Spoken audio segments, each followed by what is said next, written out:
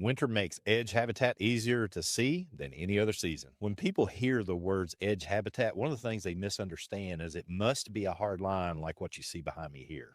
People expect the edges to be obvious and maybe even extreme. In a situation like what you see behind me, there's very clean boundaries, there's sharp lines, and they're very easy for people to pick out in this particular situation.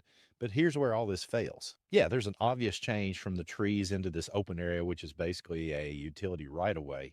But if you look up behind me, you can also see where it goes from pine trees into a mixed hardwood forest.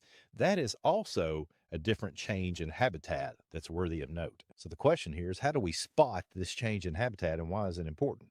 Well, if you look behind me, the trees that are mixed hardwood forest are allowing more sunlight down to the ground, whereas everything that's much thicker over here with the pines are not allowing as much sunlight. It's going to be more difficult for anything to walk through this area that's thicker, much easier for it to walk through in the area that's more open. The main reason this is important is because animals love edge habitat. So along this right of way, they might be there if they're nocturnal, but even behind me where it goes from mixed hardwood into the thicker stuff, animals are going to walk right along that through the middle of the woods because they have access to both areas. They might dash into the thick area for cover so they can get away from some sort of aggressor.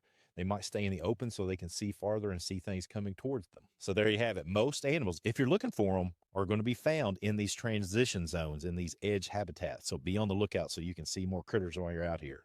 If you found this video to be helpful, hit that follow button, share it with your friends, comment below what you'd like to hear from us, because the best classroom has no walls.